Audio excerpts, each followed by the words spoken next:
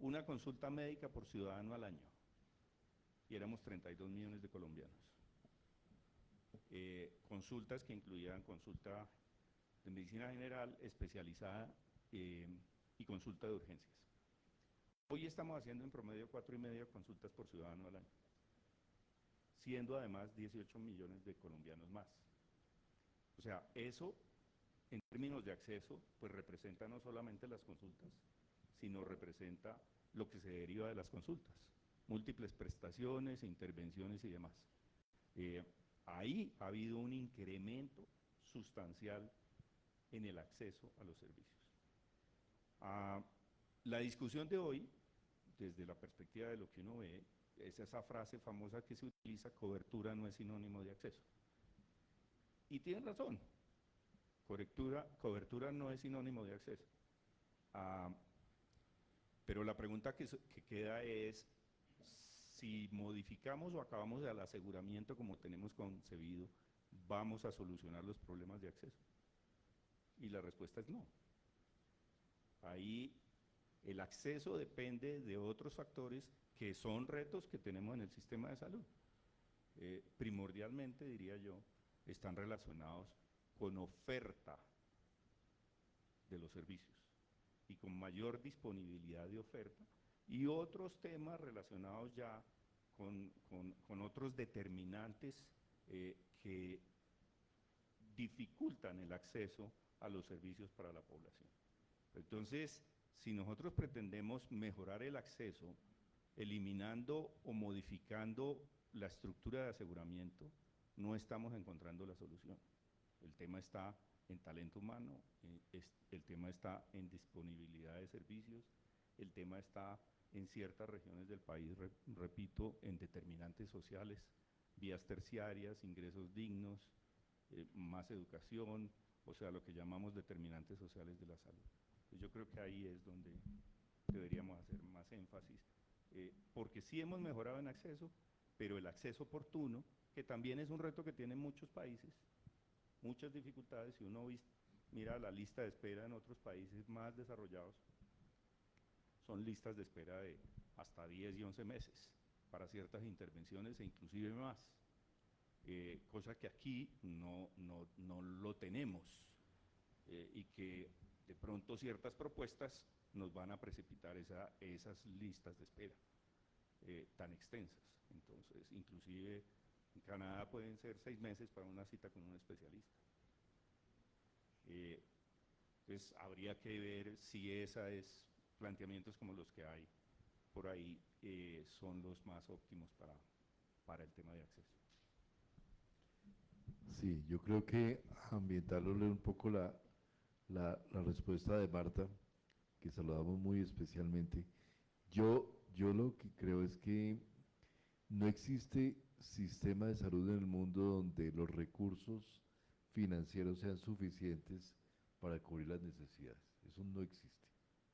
Realmente las dinámicas de la población, tanto de crecimiento como de la consolidación de su derecho a la salud, son simplemente arrasadoras. Para dar un ejemplo, en Colombia, durante estos 30 años que ha estado vigente la Ley 100, la expectativa de vida de los colombianos ha crecido en 7 años. 7 años en promedio, en las mujeres prácticamente en 10 años. Esto ha sido un poco producto obviamente de todos los cambios sociales, de la alimentación, pero también del propio sistema de salud. Entonces se genera un tema en el cual el propio, digamos, los propios avances del sistema generan efectos que se vuelven contra el propio sistema en su capacidad de respuesta. 7 años más de expectativa de vida significa 7 años de carga de enfermedad adicional que se acumula en la población mayor. Los crecimientos en la enfermedad crónica en Colombia ha sido impresionante. Diabetes, hipertensión. Nosotros tenemos en Colombia cerca de 880.000 personas con enfermedad renal crónica, 25.000 personas en tratamiento de diálisis. tenemos 120.000 colombianos en tratamiento continuo de VIH-Sida. Si uno suma todo eso, le da cerca de 7 millones de personas que están en alguna condición de cronicidad y que demandan recursos del sistema. Y esa población ha venido creciendo de manera sustancial. Frente a eso, tenemos un sistema prácticamente, como decía Augusto, totalmente garantista. Aquí en la ley estatutaria dice, se garantiza como derecho a la salud de los colombianos todo lo que demanden con 6 excepciones. Y entre las excepciones está los tratamientos cosméticos, lo que no tiene evidencia científica, lo que no ha sido aprobado por la autoridad regulatoria o lo que no existe en Colombia, lo que no se brinda en Colombia. O sea, el segmento de lo que no se garantiza es absolutamente pequeño. Si ustedes van a países muy avanzados, digamos, en términos de temas de seguridad social, como Noruega o como Suecia, el sistema ya no es tan garantista como el nuestro. Existen paneles de expertos que definen qué es lo que el sistema le provee a la gente y qué es lo que no le provee. Y un no es un no. Entonces, ve uno en países como Canadá, por ejemplo, que un paciente que tiene una enfermedad, que ya tiene una incapacidad completa o prácticamente completa en sus funciones mentales, después, por una ACV, por un accidente cerebrovascular o por una trombosis, como se llama popularmente, después de un periodo de 3 meses de no recuperación, el sistema lo descarga completamente, en los Estados Unidos igual, y la persona termina siendo tratada, siendo manejada por su familia a costa de su familia. En Colombia el sistema nuestro es tan garantista que una persona que tiene una eventualidad de esos termina en lo que llamamos un centro de atención posterior, en el cual se le mantiene y se institucionaliza prácticamente hasta el momento en que pierda, en que fallezca la persona. Entonces, ese sistema tan garantista tiene una atención supremamente fuerte con, los recursos disponibles. $350 per cápita año es lo que tenemos. $350. Si usted mira el sistema norteamericano, estamos hablando en España probablemente $4.000, en Estados Unidos no sé cuánto, $10.000, $12.000 per cápita. Ahí hay una tensión que no se va a solucionar porque en la medida que la población envejece, siente que tiene mayor acceso, una población urbana que está creciendo y que tiene un acceso mucho más estructurado a los servicios de salud, una demanda, perdón, mucho más estructurada y unas poblaciones mayores que demandan cantidad de cosas, de manera que esa relación entre cobertura y acceso siempre va a tener una tensión. Muchas gracias. Doctora Espina, bienvenida, y qué mejor forma de dar la bienvenida que con una pregunta. Debo confesar que antes de leer la guía yo no conocía sobre el Instituto Nacional de Salud, y creo que eso nos hace pensar que detrás del sistema hay muchos agentes y muchas funciones que tienen esos agentes que los usuarios no podemos identificar. Quería preguntarle cuáles son esos agentes y cómo se articulan, cuál es el papel del sector público y el sector privado en todo este sistema. Bueno, los agentes, y con un sistema que lleva 30 años, digamos, de desarrollo en este modelo, los agentes han ido quedando evidentes en sus roles con el paso del tiempo. Eso es algo que tiene que ser muy claro. Es decir, los agentes que hoy en día existen tuvieron como una predefinición, pero todos los roles se han ido puliendo, digamos. Eso como pasa comúnmente en los equipos de trabajo. Eso es algo que tenemos que pensar con claridad. No puedo, obviamente, contestar eso sin referirme un poquito a la pregunta anterior, porque la población, y eso es algo que no nos podemos olvidar, y como muchas de las personas, de hecho, nacieron en este sistema, dan por hecho, dan por sentado muchas cosas que hoy en día existen. O sea, cosas que se han ganado, cosas que son paisaje, porque son tan cotidianas que no se sabe ni siquiera qué es no tenerlas. Pero créanme que eso cotidiano, ese paisaje, eso son ganancias importantísimas que tiene este país. O sea, son cosas que no tiene todo el mundo. que alrededor, en el propio vecindario de países, nos ven muchísimo más desarrollados, son logros sociales muy importantes. ¿Por qué digo esto? Porque la población, todos los colombianos en este caso, no tienen la misma probabilidad de necesitar atención en salud. No la tienen porque tienen unas circunstancias distintas. Y no estoy hablando de las personas completamente en ausencia de enfermedad, sino las personas en el día a día. Si en este momento tomáramos una muestra representativa de la población allá afuera, encontraríamos necesariamente una curva así, de esta forma, una curva en la que esa muestra representaría lo que realmente pasa. De todos los colombianos, hay un 20%, solo un 20%, que consume el 80% de los recursos del país. Y de ese 20% de colombianos que consume el 80%, hay un 1% que necesita consumir el 30% de todos los recursos. Ese respaldo financiero se lo da un sistema como el nuestro, un sistema garantista que en otros lugares es absolutamente imposible. Usted simplemente tiene que hacer cadenas, acudir a la beneficencia. Aquí es invisible, usted ni se entera porque simplemente el sistema lo está haciendo. Y esas personas están tan enfermas y tan complejas que usted ni siquiera están en la calle pues para estar dando declaraciones o andando en la calle marchando ni nada. Ese 1% que consume el 30% o ese 20% que consume el 80% requiere los famosos modelos especiales, una visión diferencial. ¿Y por qué? ¿Porque son ciudadanos de primera? No, porque como sociedad tenemos la responsabilidad de respaldarlos. Es un anónimo para mí, pero yo lo estoy respaldando con mi UPC, porque por ejemplo un paciente VIH requiere 26 UPCs, o sea la de él y la de 25 compañeros solidarios que él no conoce. Y mientras tanto está el otro gran 80% que consume solo el 20% de los recursos, o incluso dentro de ese 20%, dentro de ese 80%, hay un 10% que consume cero. Y ese es el ejercicio solidario, el pilar. Por eso, si bien la cobertura no es condición, no garantiza acceso, es condición necesaria para el acceso. Si no existe la cobertura como condición necesaria para el acceso, usted no tiene ninguna posibilidad. Entonces los actores vienen a responder esas necesidades. Entonces, cada vez, y ese es el mundo moderno y hacia allá debemos ir, cada vez deben disolverse las fronteras entre lo público y privado, no acentuarse. Y un buen ejemplo fue la pandemia. Y si nosotros no trabajamos en red, y si nosotros no construimos alianzas fuertes entre la academia, el Estado y la industria, no somos capaces de desarrollar un país de ninguna manera. Pensar hacia atrás es pensar regresivamente.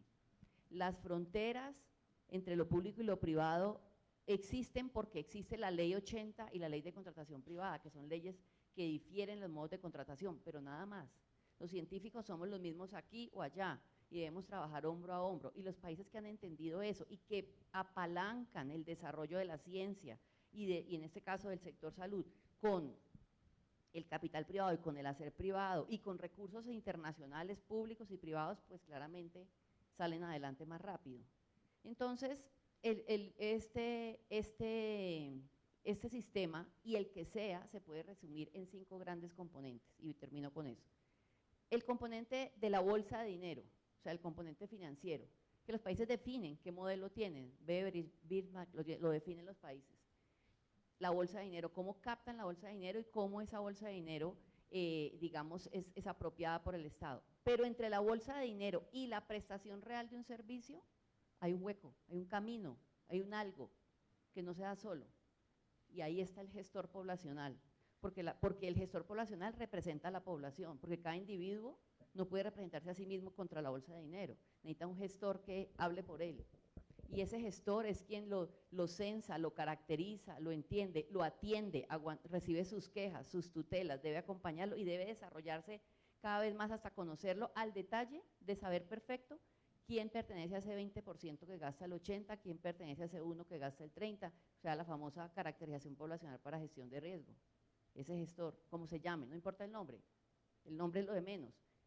Explícito o tácito, así desaparezca, existirá. como ha existido y existirá siempre en todos los países del mundo. Existe, además de bajo ese gestor poblacional, los prestadores. Y en los prestadores dos grandes grupos. La puerta de entrada, que aquí llamamos IPS primaria, que realmente no funciona como IPS primaria, debería ser un conjunto o una red primaria, porque los más o menos 32 servicios que se requieren de puerta de entrada usualmente no los tiene un solo prestador. Y las IPS complementarias o especializadas que tienen como finalidad la gestión de riesgo individual, solo de algunas, y los centros mucho más avanzados que incluso hacen cosas y deben volverse centros de excelencia. Pero está la población tampoco es un agente pasivo, la población también debe desarrollarse, y ese es el enfoque verdadero de la EPS para hacer una relación cruzada con ese prestador, pero entendiendo que la salud no son los servicios de salud, ¿no? La salud está fuera, en el mundo, en tener acceso a trabajo, en poder comprar alimentos y lo que coma me sirva, en poder tener un trabajo digno, en pensar en que me puedo pensionar, en pensar en que salgo y no me van a atracar. O sea, esa es la salud, porque la salud es el bienestar. Y la expectativa de vida se aumenta cuando yo logro alcanzar un bienestar que me permita vivir más, pero vivir bien.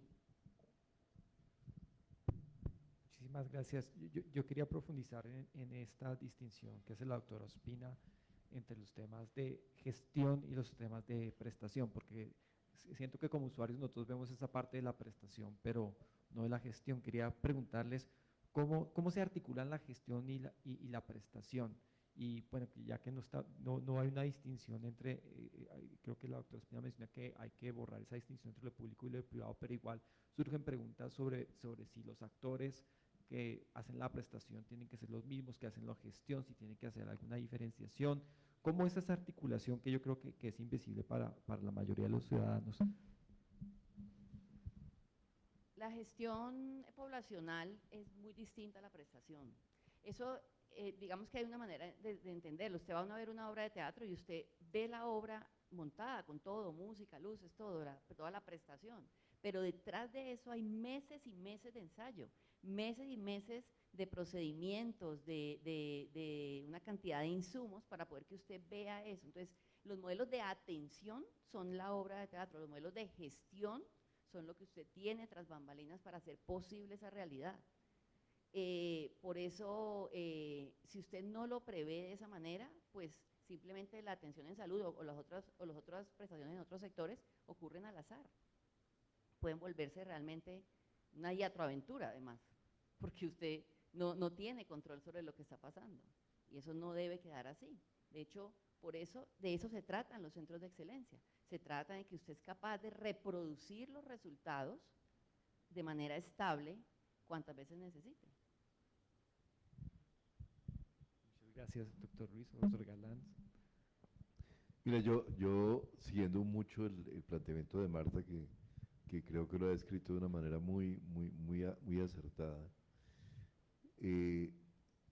La gestión la puede hacer cualquier componente de la estructura, pero hay como dos modelos extremos. Un modelo extremo donde dicen no, la gestión la hace el Estado, ¿sí? Con la estructura del Estado y con las capacidades del Estado, del gobierno, digamos así. Ese es un extremo. El otro extremo también, y pueden darse incluso los dos, es que la gestión lo termina haciendo el propio individuo, ¿sí? Y ahí es donde un modelo se puede volver profundamente regresivo. Cuando yo no tengo quien gestione mis riesgos, sino estoy yo enfrentado a una estructura de prestación, como dice Marta. Es decir, aquí no hubo otras bambalinas, nada. Es cada actor tratando de interactuar desde su propio riesgo. Y ese modelo lo tuvimos en Colombia hasta el año 1992. Allí cada ciudadano, con excepción de un 23% que no lo tenía, el resto gestionaba su propio riesgo desde su conocimiento y con sus limitaciones personales. Por eso, para algunos colegas, y en eso no solamente era la población pobre, había la población rica que también estaba en esa situación, que no estaba en el seguro social, y que terminaba gestionando. Entonces, para nuestros colegas médicos de los de mi época, donde hiciera mi época, mis profesores y nuestros profesores, ellos sentían que había un cielo porque hacían el paciente que gestionaba su riesgo llegaba a lo que era la medicina privada. Y en la medicina privada, el médico formulaba prácticamente todo lo que hiciera, ¿hasta dónde? Hasta donde alcanzara el bolsillo de la persona, en lo que planteaba Augusto. Y ese bolsillo de la persona, en temas de salud y en temas de tecnología médica, tiene un límite grandísimo. Es decir, hoy la tecnología médica es absolutamente costosa. Es muy difícil percibir que haya una persona, por así tenga muy buenos ingresos, que tenga la capacidad de gestionar su enfermedad y financieramente y financiarla muy especialmente en los últimos años de su vida. En los últimos años de la vida las personas gastamos 40, 50% total del gasto que vamos a tener en salud el resto de la vida. Por esa razón, las pólizas de medicina prepagada a los 65 años pasan de costar 250.000 pesos a 1.5 millones de pesos. Esa es la razón que hay detrás de todo eso.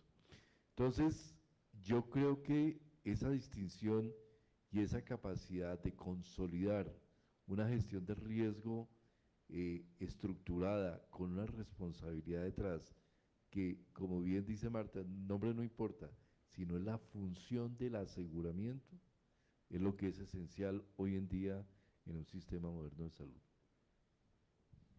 Yo lo que quisiera agregar ahí, pues más que agregar es insistir en el punto que se mencionaba sobre cómo hemos ido aprendiendo a lo largo de los años a entender mejor la función y el rol que cada agente tiene. Yo creo que eso al principio ni siquiera quienes estábamos involucrados en el sector lo teníamos claro. Y cada vez eso se hace más claro. Ahí hay un punto que yo digamos, lo señalo en el sentido de que nosotros en el sector salud entendemos muy bien desde el punto de vista biológico lo que son los funcionamientos de los sistemas. Y entendemos la importancia que existe para que esos sistemas, el cardiovascular, el neurológico, el digestivo, etcétera, etcétera, funcionen adecuadamente, la interrelación que debe haber entre cada uno de los órganos y el cumplimiento de su debida función. Lo que a mí me llama la atención es que cuando pasamos al sistema de salud, como que en el relacionamiento de nosotros mismos, los actores, que tenemos mucho que ver con el sector, con esos aprendizajes biológicos de los sistemas, pues como que no los entendemos allá. Y entonces, en esa gestión, como que empezamos a competir y a introducirnos en campos de otros o a no entender bien y aceptar adecuadamente la función que cada uno de los actores tiene. Y una de las más difíciles de entender ha sido esa gestión integral de riesgos en salud que cumplen las EPS, las entidades promotoras de salud. Quizás es una de las más, pues quizás la más compleja que ha habido, y quizás es uno de los, para mí, uno de los grandes avances que hemos logrado en estos 30 años. El desarrollo y la consolidación de esa gestión. Nos falta camino, por supuesto que nos falta camino, pero una parte importante de lo que nos falta es comprender mejor esa gestión, que a veces inclusive con personas responsables hoy de la salud en Colombia, cuando uno les oye ciertos comentarios o declaraciones, como que uno empieza a dudar si entienden claramente lo que es la gestión integral de riesgos en salud. Entonces, y ahí hay un punto clave de todo lo que estamos diciendo para poder generar una adecuada gestión de la salud, una adecuada prestación y una protección a la población ante los riesgos de enfermedad. Aprovecho esos 2 minutos que nos daban como de completar, porque yo he estado pensando mucho eso, que es una paradoja, nos está ocurriendo una paradoja. y el ejemplo del sistema orgánico es fundamental, es muy buen ejemplo. Ya empezamos a detectar de unos años para acá que había unos huecos, es decir, uno tiene, digamos, en el sistema, cualquier sistema gastrointestinal, entonces tiene unos faltantes, unos faltantes que producen enfermedad porque tiene unos huecos, cosas que le faltan, que le cortaron porque tenía un tumor y se la tuvieron que quitar, bueno. Así es el sistema de salud, tiene mucho de su estructura, lo ha ido construyendo, pero como es un sistema bastante joven, comparado con otros es bastante joven, tiene unos huecos bastante importantes, desarrollos que no se hicieron, pendientes, la Comisión Intersectorial de Salud Pública a nivel local, por ejemplo, no existe, los modelos de zona rural dispersa, incluyendo los transportes de zona rural dispersa, no existen, o sea, faltantes. Y esos faltantes pues nos producen enfermedad, nos producen ciertos daños y hay que pues hacérselos, como se hace en medicina, con alguna prótesis externa, con alguna derivación, o sea, hay que hacer algo, completarlos. Pero estamos viendo una paradoja. Es una cosa curiosa, tenemos una serie de faltantes y en lugar de ir a solucionar los faltantes, estamos acabando los que tenemos. Entonces yo digo, pero es muy loco, o sea, entonces que nos vamos a morir.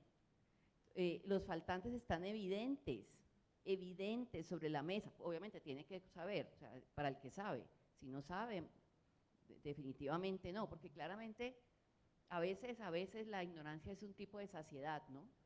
Y es fregado por eso, pero esos faltantes están clarísimos sobre la mesa y el camino es hacia adelante, hay que completarlos, tenemos que salir adelante, tenemos mucho camino que construir sobre hombros de gigantes que han construido durante años en este sistema. Y nosotros no podemos darnos el lujo, sobre todo como un país de ingreso medio, de perder cosas muy valiosas que hemos ganado como sociedad. Muchas gracias. Y quiero seguir con ese último punto, pues preguntando precisamente cuáles son esos faltantes, cuáles son esos retos que tiene el sistema de salud de Colombia hoy en día. Sí, hay unas listas, hay listas extensas de cosas que no salieron ahora, son pendientes. Por ejemplo, el concepto de intersectorialidad no es una carreta, no es una reunión. La intersectorialidad debe materializarse en realidad y debe materializarse con estructuras vinculantes. Por ejemplo, es grave que en Colombia no exista ni siquiera una comisión intersectorial en el nivel local. Es decir, que los departamentos, las áreas de planeación de las secretarías de salud no sean quienes conglomeran los demás sectores. Entonces, ¿qué puede hacer un secretario de salud con una cantidad de diarreas si él no es el dueño del plan de aguas? Y lo que tenemos es un problema de aguas en el municipio. Entonces, él consulta, atienda, entonces el Paganini, la EPS no es el dueño del plan de aguas, atiende las diarreas. Tenemos el embarazo adolescente disparado en el municipio tal, medimos la desigualdad, que es lo que se mide, tiene 5.4 veces más de probabilidad que el resto de los municipios de igual tamaño y lugar, listo, la desigualdad. ¿Por qué? Porque resulta que en ese lugar no hay un bachillerato industrial o técnico o agropecuario, es un bachillerato clásico. Salen las personas del colegio, no tienen educación para la vida, no tienen ningún tipo de capacitación.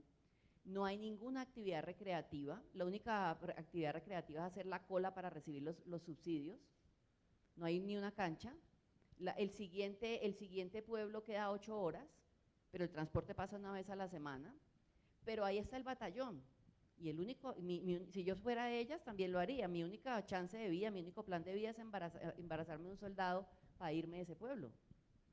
Entonces, no, es que la EPS no da consulta y condones y consulta de anticonceptivos.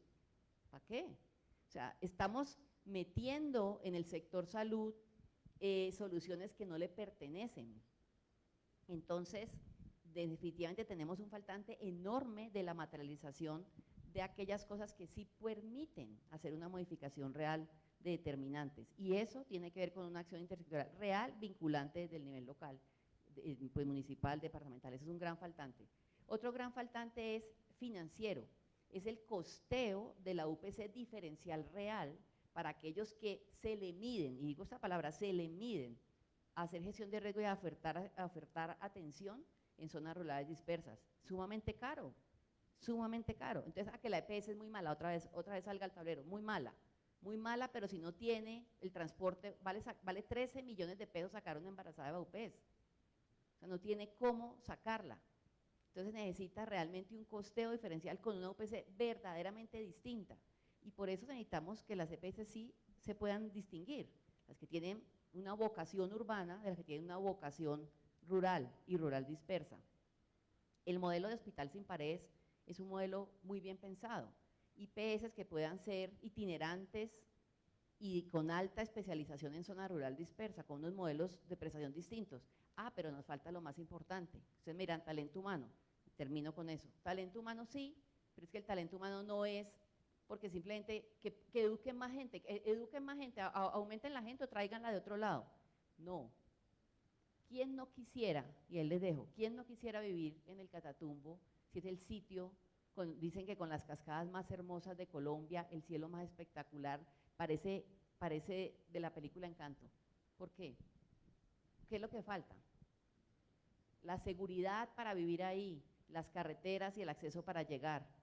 Si hubiese seguridad y acceso en todos los lugares, todo el talento humano solito se distribuiría en la zona verde de los 11.2 millones de colombianos, y entonces eso aumentaría la demanda y como consecuencia del mercado natural aumentaría la oferta de las universidades. Eso es lo que nos falta.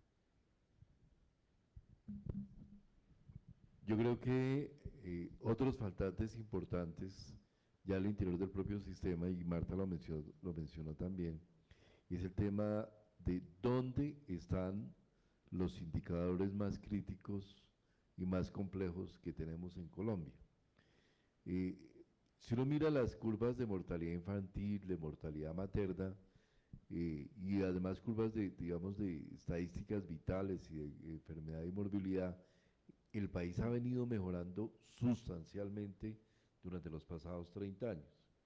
Y a gusto lo he escuchado en varios foros que estamos, es diferente ver la película a ver las fotos. Uno puede ver la foto de este año, compararla con la del año 2019, pero olvidarse de que la pandemia existió. Es decir, no, es que aquí empeoramos porque aquí en el año 2021 se murieron 140.000 colombianos de enfermedades no transmisibles. Y esa falacia cualquiera la puede creer si la plantea, si la empaca muy bien, pero la realidad es que aquí hubo una pandemia. Entonces, es en el horizonte hacia atrás donde hay que mirar las cosas.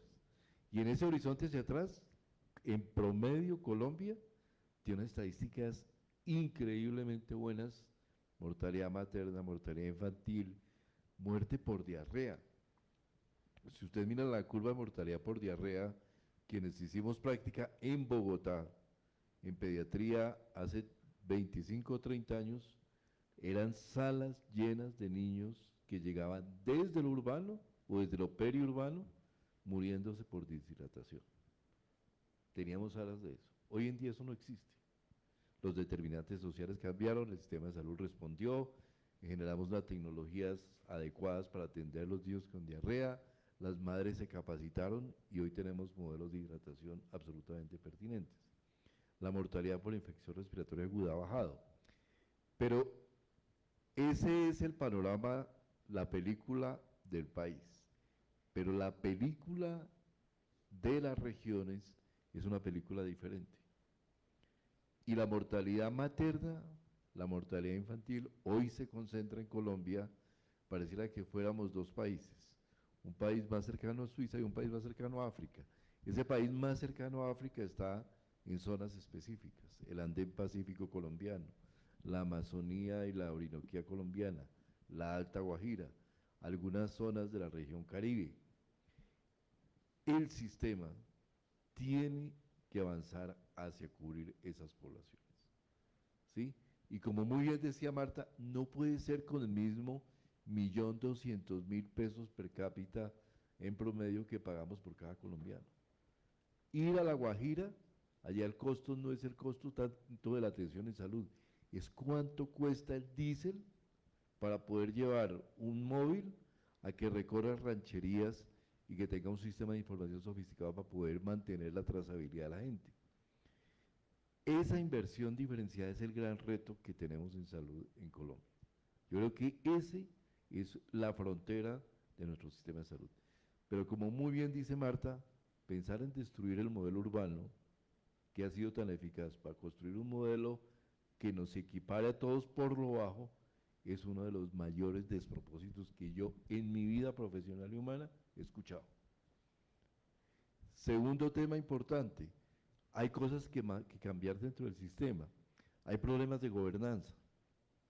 En lo territorial, y me sucedió durante la pandemia, qué difícil integrar las acciones de salud pública entre la EPS y los territorios. Prácticamente no teníamos mecanismos, se generaron mecanismos de buena voluntad y una reglamentación excepcional. Funcionó en muchas partes, en la mayor parte de los países.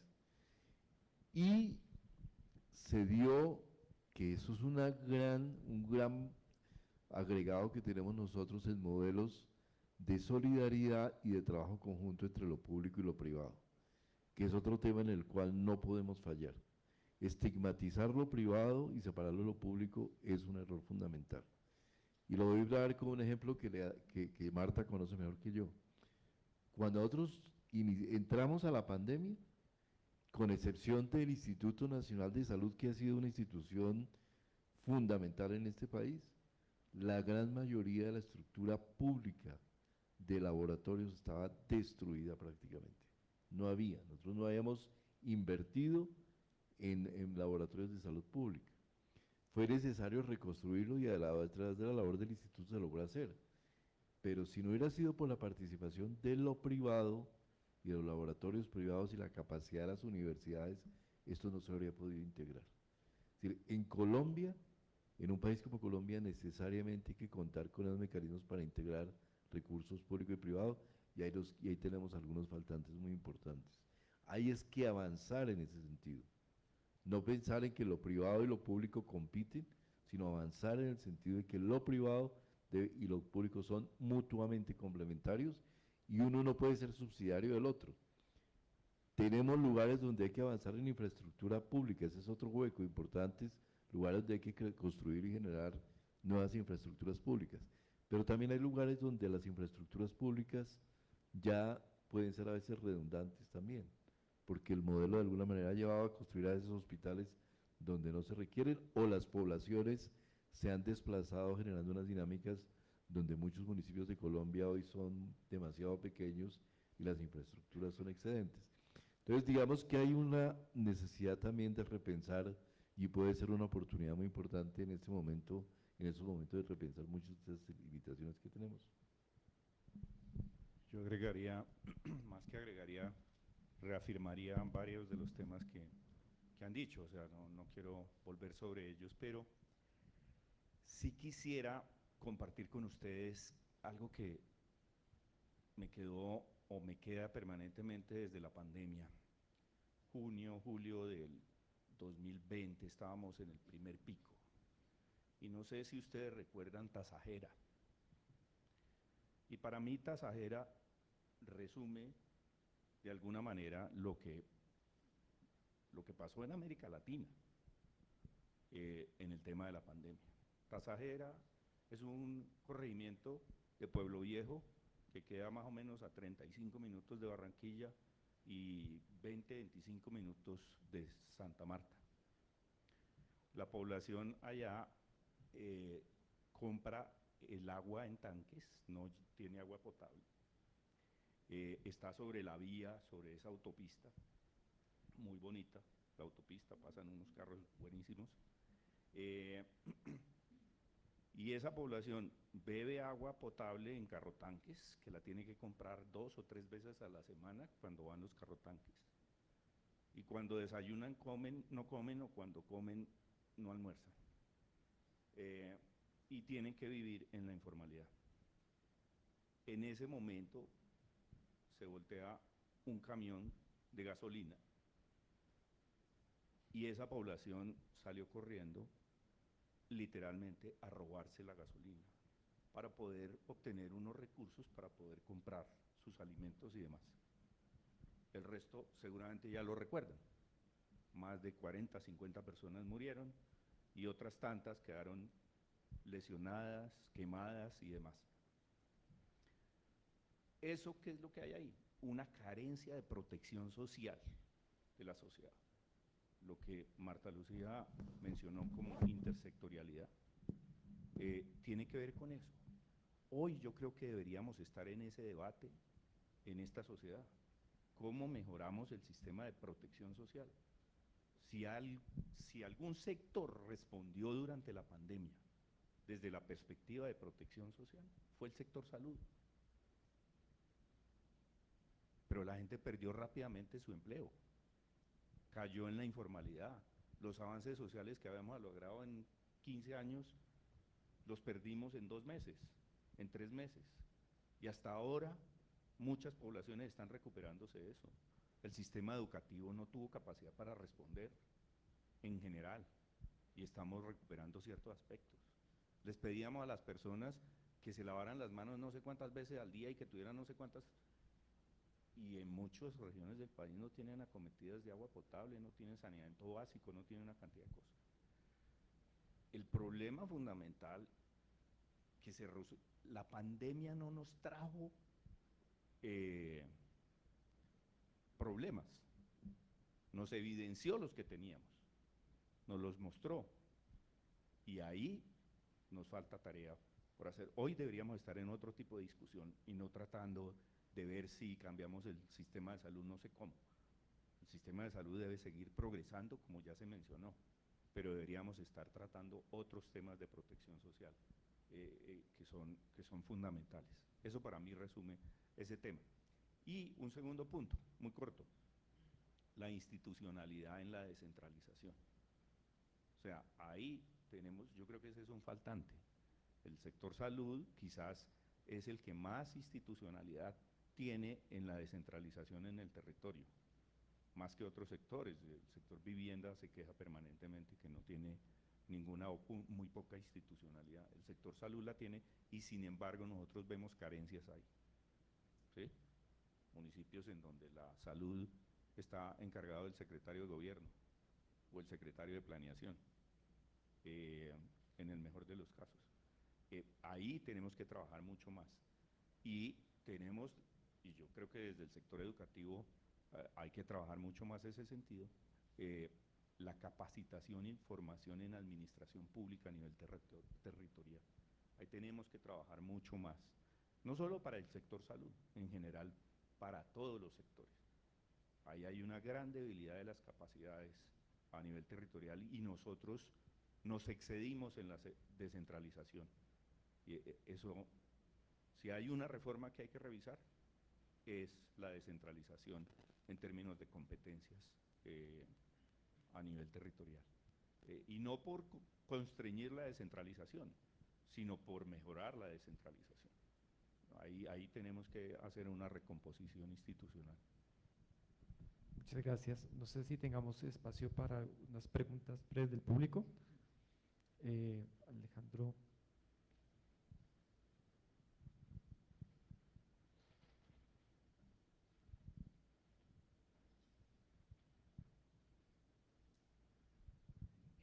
Buenos días, doctora Ospina, doctor Ruiz, doctor Galán. Muchas gracias a la Universidad Javeriana por convocarnos a la ciudadanía en general para compartir este tema tan crítico y de coyuntura. Pero una inquietud. Nosotros los ciudadanos de a pie estamos en el medio de una dicotomía ahorita de reforma de salud. Por un lado, la ministra Carolina, ella dice que, o promueve que las EPS son las culpables, ¿cierto? Y por un lado, las EPS, los representantes que por cierto estuvieron hace unos 10 días aquí en la Javeriana, los gerentes de la gran mayoría de las EPS, ellos consideran que todo lo han hecho bien, que han gestionado bien los recursos, que tienen el sistema de información robusto, que todo ha sido transparente. Pero cada uno de esos dos componentes, EPS, la ministra Carolina, tienen fantasmas que los persiguen. Por un lado a Carolina la persigue el fantasma del Seguro Social y por un lado a las EPS los persiguen los fantasmas de Palacino, Salucó, etcétera, etcétera.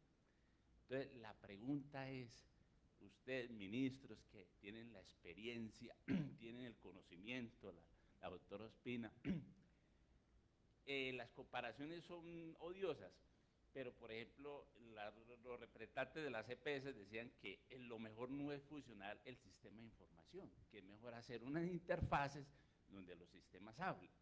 Pero resulta que ya no estamos en el 2003, donde los reyes eran Oracle, eran Java, eran los mainframe, ya estamos en el 2023, donde el hardware ha disminuido sus costos, existe el blockchain, existe el multiprocesamiento en la nube, en la cual podemos hacer los esfuerzos que ojalá venga el sector privado para hacer un sistema centralizado. Por ejemplo, no sé, Israel, que el doctor Ruiz conoce bien, que en la pandemia fue un ejemplo de vacunación debido a su sistema de información, o en el Reino Unido, yo desconozco allá cómo será el sistema de información a nivel informático, para que haya un índice de gestión, para que eviten las conjeturas. Vea, este es el sistema de información, y no digan, no, es que allá las EPS es una caja negra. No, este es el sistema y está validado y está con la trazabilidad necesaria. Entonces, ¿qué experiencia en esos países nos serviría a nosotros como referencia para convencer a las EPS que ellas hagan un mea culpa y con la ministra Corcho la ablanden y le digan, oiga, sí, vea, nosotros vamos a compilar toda nuestra experiencia, que es muy valiosa, con todos los defectos que hemos tenido, y construyamos un sistema de información creíble, que la gente vea que sí hay trazabilidad? ¿Qué experiencia nos serviría en ese caso, cierto? Mira, yo en ese tema a mí me tocó la implantación de la ley de historia clínica interoperable del 2020 y todo el modelo regulatorio. Y lo que yo conozco de experiencia es que en el mundo han existido experiencias de sistemas únicos, pero lastimosamente las que yo conozco, la mayoría han sido fracasadas, especialmente en países de grandes tamaños. Es decir, es diferente pensar en un país como Israel con su tamaño a un país como Colombia con la diversidad y la complejidad que tiene Colombia. El Reino Unido abandonó su proyecto de sistema único hace unos años y tuvo que reconocer que había fracasado. ¿Por qué razón se da esos fracasos? Porque está la complejidad y la dinámica propia de las variables de salud, que seguirle el paso es prácticamente imposible. Y a mí me parece que, por ejemplo, ya hablando de la reforma, una de las grandes dificultades que tiene esa estructura que se crea, y por eso está ese capítulo del sistema único, es porque esta reforma hace un borrón total sobre la estructura de servicios y crea una nueva estructura. Pero cualquier lector desprevenido, no tiene que ser necesariamente informado, se da cuenta inmediatamente, bueno, y una vez empadronemos en este territorio chapinero a toda la gente, ¿cómo vamos a seguir y a tener la información de todas las personas? ¿Cómo se va a hacer? ¿De dónde va a salir que Fernando Ruiz tuvo tales riesgos, que Fernando Ruiz tiene tal edad, que Fernando Ruiz tuvo tales exámenes de laboratorio? Eso les toca ponerse a construir. Y eso cuesta toda la plata del mundo y tiene todos los riesgos que no se dé, y se gasta todo el tiempo. Se puede gastar un tiempo que no es fácil decir hoy cuándo va a terminarse el tema. Frente a eso está la otra alternativa, que ahí es donde el país ha venido trabajando en los últimos 10 años. Y eso se va a perder si este proyecto de ley llega a aprobarse con esa estructura que existe ahora. ¿Cuál es esa otra alternativa? Señores, cada uno, ya existen en el mundo cientos de tipos de formatos de historia clínica, en Colombia existen varios. Cada institución adoptó su historia clínica, pero en el mundo existen estándares de interoperabilidad ya aceptados. El que se hace, por ejemplo, para conectar información en salud, existe el estándar HL7, FHIR, en su última versión, donde todo puede conectarse fácilmente. Para imágenes diagnósticas existe el estándar DICOM, que es el estándar que permite que la radiografía que se toma en la clínica de Marley pueda ser leída en el Hospital de San Ignacio simplemente con la aplicación del estándar. Pero lo más grave es que nosotros llevamos 10 años en Colombia construyendo los estándares semánticos le hace haciendo la estandarización de todas las clasificaciones de enfermedad, de morbilidad, de procedimientos médicos, de prestaciones, de medicamentos. Esa ya se terminó hace 2 años, se terminó la última, que fue la de dispositivos médicos. Con eso terminamos todo el proceso de estándares semánticos y los estándares sintácticos a través de los estándares internacionales. Al fin se tomó la decisión de aceptarlos. ¿Qué es lo que faltaba en este momento? Y ya la regulación está completamente hecha. Es empezar a hacer el trabajo físico de interconectar instituciones de salud. Ahí, sobre esa plataforma es que tendría sentido construir. Pero porque ya incluso las EPS llevan 30 años invirtiendo en los sistemas de cuentas médicas, en los sistemas de gestión de riesgos, en los manejos de cohorte. ¿Qué es lo que hace esa reforma de salud? Borrar todo eso. A mí, estamos en la Facultad de Economía. ¿Alguien podría estimar cuánto va a ser la pérdida social, económica de este país en el sistema de salud con eliminar todos los sistemas de información que han construido EPS, IPS, que se han construido en el país? Yo creo que eso tiene unas dimensiones increíbles. Entonces, esas son el tipo de disyuntivas interesantes que nos presenta acá todo este proceso.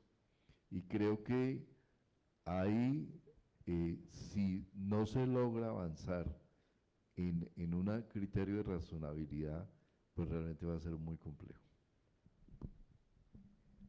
Yo quisiera, digamos, primero agradecer esa pregunta porque es que me permite aprovecharla para señalar que aquí no se trata de quién tiene la razón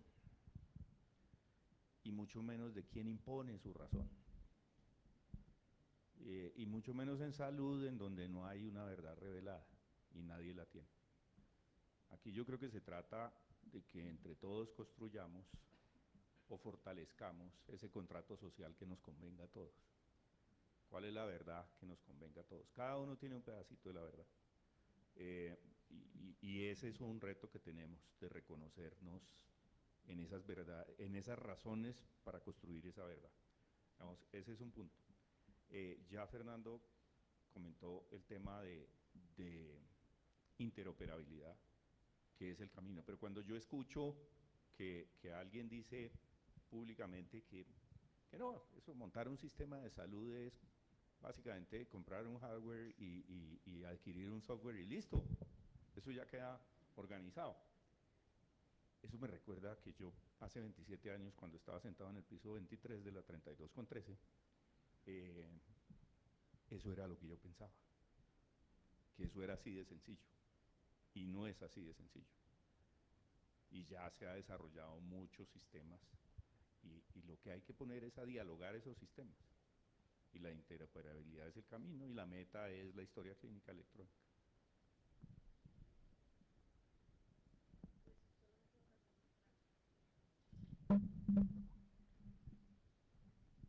Yo creo que el mensaje ya quedó claro. Yo lo oí a usted y me quedé muy preocupada, lo oí y me preocupé porque dije, Dios mío, pero ha hecho carrera, digamos, y los colombianos no podemos tener esa distorsión. Colombia lleva años construyendo una cosa muy difícil. Desde la ley 9ª, hay 6 leyes que disponen que el Ministerio de Salud desarrollaría el sistema y por eso existe CISPRO. Ojo, la historia clínica interoperable es una cosa muy importante, no es la única. Hay más o menos 890 fuentes de información que mueve el sistema. Hagan de cuenta que hay que construir un edificio de 60 pisos y cuando uno construye una torre de 60, han visto que a uno le dicen, hay 10 pisos enterrados. Le dicen a uno, eso tiene 10 pisos hacia abajo para poder tener esa torre, ¿no? Pues Colombia ya tiene los 10 pisos enterrados.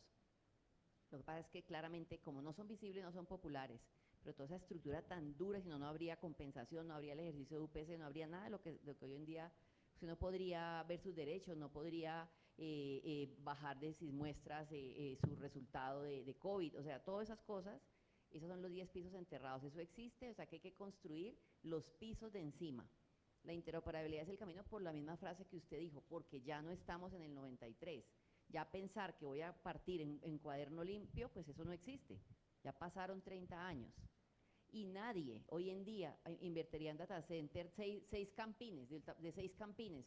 O sea, todos los países, como bien lo dijo el doctor Ruiz, se han bajado de ese mundo de data inexistente, inútil, perdón, porque se sabía que el 80% de la data que se almacenaba no se usaba, solo el 20%.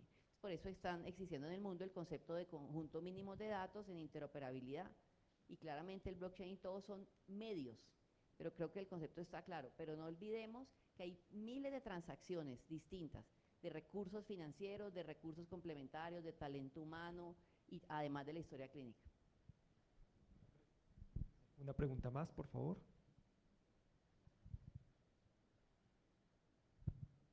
Buenos días, mucho gusto, gracias al doctor Ruiz, a la doctora Espina y al doctor Galán por la asistencia a pues, este espacio hacia el público. Mi pregunta va relacionada con la forma de la tutela, el acceso a la tutela. Bien se conoce tradicionalmente en los medios de comunicación e inclusive por parte de las personas en general que para acceder al servicio de la salud se usa el instrumento de la tutela. Entonces me gustaría conocer cómo impacta en la compensación que se le trae a las EPS y cómo sirve y cómo se utiliza como instrumento para el acceso a la salud. Gracias. Si me permite, yo he venido sosteniendo una tesis sobre el tema que creo que es importante compartirla acá y gracias por la pregunta. Mira, en Colombia las tutelas han venido decreciendo de manera importante. Nosotros estábamos hace varios años, 4 años, al nivel de 220.000 tutelas, 150, y en el año pasado tuvimos cerca de 92.000 tutelas por año. Eso ha venido reduciendo, obviamente también está un poco el efecto de lo que pudo haber tenido la pandemia. Este año va a ser un año interesante para ver qué implicaciones va a tener la tutela en ese sentido. La tutela llegó para quedarse, y la tutela, tengamos el sistema que queramos tener, vamos a tener tutelas. Yo tengo una gran inquietud de que, como está planteado el proyecto de reforma, las tutelas nos van a crecer muchísimo. ¿Por qué? Porque el sistema planteado es un sistema más fragmentado y menos interconectado que el que tenemos ahora. Como decíamos, es un sistema que no tiene un agente que integre, que condense toda la responsabilidad del sistema. Entonces, un paciente entra a un centro, un CAPIR de esto, un centro de atención de primer nivel, ahí obviamente no le va a resolver todo, algunos se resolverán sencillos, pero los demás tienen que ir a una junta de remisión, según el diseño de la reforma, y esa junta de remisión los remitirá a otro centro, y allí inicia el primer punto donde vamos a tener tutelas, porque cambiamos lo que llamamos hoy autorizaciones por remisiones. Las personas van a estar allá esperando que los remitan y la enfermedad avanzando, el riesgo creciente, entonces vamos a tener que poner tutelas ahí. Luego vienen todas estas redes, que las redes, si ustedes la miran en el proyecto de ley, no hay coordinación dentro de esas redes. Son 7 redes, que de urgencias, de laboratorio, que red de primer nivel, pero ¿quién coordina y cómo se coordinan en el día a día frente al paciente las redes? Eso no existe. Es decir, se elimina el asegurador que hace esa función de coordinación y simplemente quedan unas redes donde el paciente, volvía a lo que decimos, termina agenciando su propio enfermedad frente al tema. Vamos a tener entonces tutelas, pero lo más grave de todo esto es que la responsabilidad frente a la integralidad de la atención se perdió. Porque hoy en día es lo más sencillo. ¿A quién voy a tutelar? Pongo la tutela a la EPS. En el proyecto de reforma está planteado al CAPIR. El CAPIR no tiene personalidad jurídica. Tutelo al hospital donde pertenece ese capítulo, pero el hospital va a decir, yo simplemente hago la remisión y allá adelante, dentro de esas redes, que el ciudadano se defienda con tutela, yo no tengo por qué ser sujeto de tutela. Al banco, a las ADRES y a las adresitas estas que están generadas, no, nosotros solamente pagamos servicios, nosotros no tenemos por qué estar involucrados en el modelo de atención. ¿A quién? Al Ministerio de Salud. El Ministerio de Salud en Colombia, a diferencia de los ministerios de salud de otras partes de Latinoamérica, no es cabeza prestacional, es un ministerio regulador que ejecuta planes, programas y demás. De manera que el ciudadano, el pobre ciudadano, va a enfrentarse a un racionamiento de servicios donde la tutela y el hecho tutelable, o sea, el sujeto pasivo de la tutela, va a estar completamente fragmentado. De manera que ahí el horizonte va a ser muchísimo más complejo de lo que hoy tenemos y el Estado va a poder diluir mucho su responsabilidad frente a la atención individual de las personas. Una última breve pregunta y terminamos, por favor.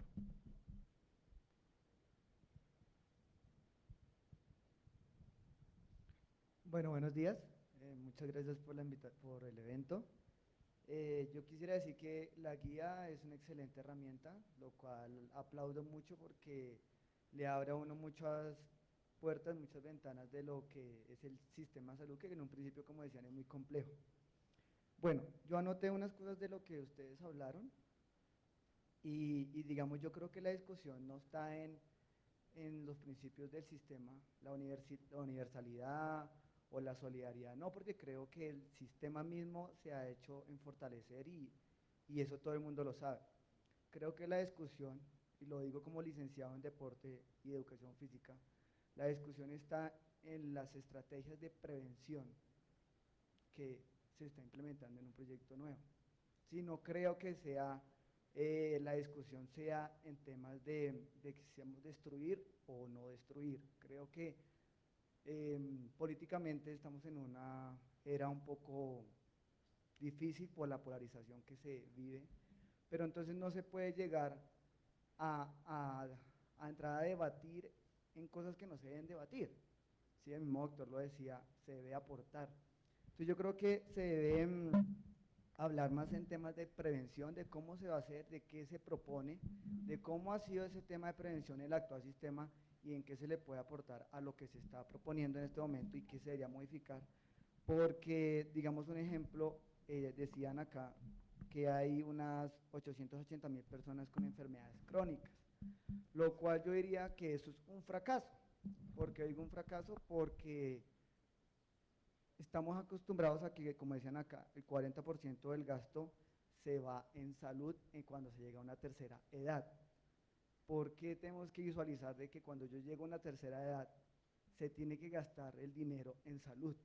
Y no se debe gastar el dinero durante la edad joven, durante la edad adulta productiva, sino estamos al contrario. Entonces yo digo que el sistema no es que esté mal, sino que posiblemente esté en un enfoque. Entonces la pregunta para ya redondear y terminar es, ¿por qué no aportar desde esas discusiones que generen construcción y no que simplemente sean temas que simplemente ayuden a dividir y que precisamente la guía ciudadana, que es para la ciudadanía, esté en un momento en donde no tenga de dónde escoger o a quién escuchar? Muchas gracias.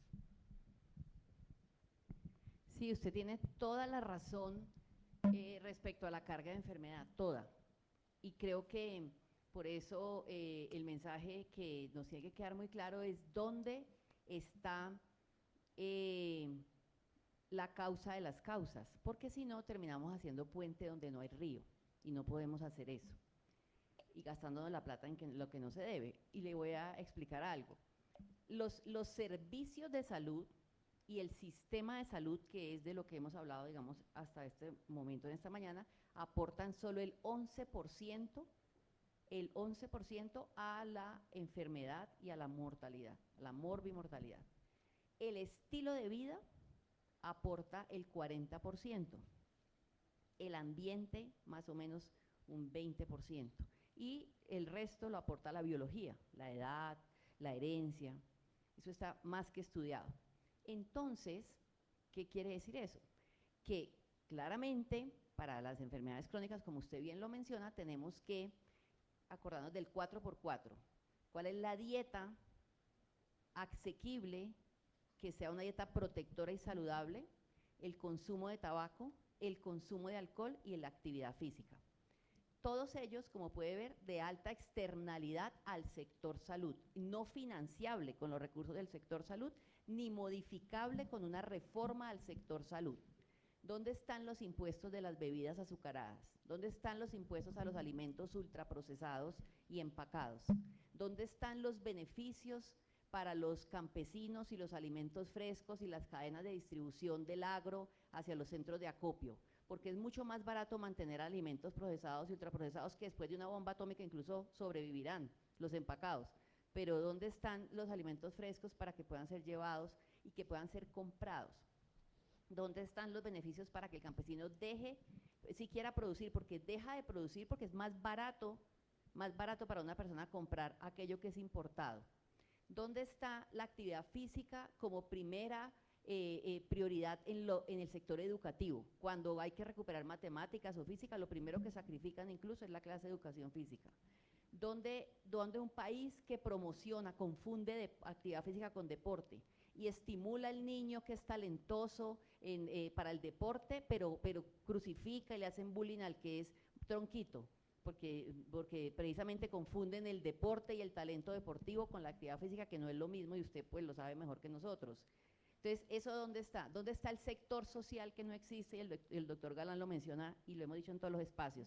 ¿Dónde un país, qué pena, pero que en diciembre se llenan los hospitales porque abandonan sus ancianos para poderse ir a pasear las familias, porque no hay un sector social? ¿Dónde está el sector social que asegura que haya un transporte del campo a la ciudad de familias para un tratamiento de un niño con leucemia y su familia no tenga que pasarse durmiendo en el terminal de transporte, mientras el niño que tiene tratamiento asegurado, pero la familia no tiene dónde dormir? ¿Dónde está el hogar de paso y todo aquello que ha asumido a propio costo el sistema de salud? Entonces yo estoy de acuerdo con usted, lo acompaño donde sea a hacer esa discusión, que es la que el doctor Galán decía, ¿por qué no estamos discutiendo todo aquello que nos falta para complementar el concepto de salud y no tocando el sistema de salud, que está haciendo un esfuerzo que le falta también muchísimo para hacer desde la prestación de servicios de salud, que también se necesita, porque acuérdese, hay que remodelar la casa viviendo en ella, o sea, hay que hacer todo el enfoque preventivo, por supuesto, pero no podemos olvidar el 20% de población que requiere hoy, mientras estamos aquí, hay gente que requiere diálisis, y gente que requiere tratamientos de cáncer, gente que lo requiere, no podemos pararlos. Es decir, le esperen que mientras pensamos, no, ellos ya lo requieren y tenemos que mantenerlo. Son las dos cosas al tiempo. Entonces el enfoque preventivo es fundamental, pero la prevención no se gesta dentro del sector salud. El sector salud es un sifón que recibe el daño en salud, pero se requiere que los demás sectores asuman su corresponsabilidad en crear calidad de vida y bienestar, y que todos entendamos que el estilo de vida es desde una decisión personal, pero hasta la suma del hacer de los demás sectores. Yo quisiera agregar solamente un punto, o sea, el tema de prevención y promoción se ha convertido, y no quiero molestar a nadie con este comentario, en un tema de ejercicio y dieta, que además con un mensaje errado, porque es que entonces hay que volverse atleta de alto rendimiento y someterse a un poco de dietas si quiero estar sano, lo cual no es cierto. Entonces está todo esto que acaba de mencionar Marta y que es muy válido. Yo creo que necesitamos primero cambiar el chip de lo que significa salud, de lo que es la salud. Y eso tiene que empezar en las aulas universitarias, en nosotros mismos, los que trabajamos en el sector salud, en comprender, porque es que a nosotros los médicos nos formaron y nos siguen formando para llegar tarde a la salud. Llegamos a la enfermedad. Y eso está bien. Esa formación hay que tenerla. Tenemos que tener un buen sistema de salud para que recuperemos la salud cuando la perdamos. Pero está ese otro aspecto que ya lo señaló muy bien Marta, de todo lo que necesitamos aprender de lo que es salud. Que la salud está en la cotidianidad, desde que nos levantamos hasta que nos acostamos, en cómo dormimos, en lo que comemos.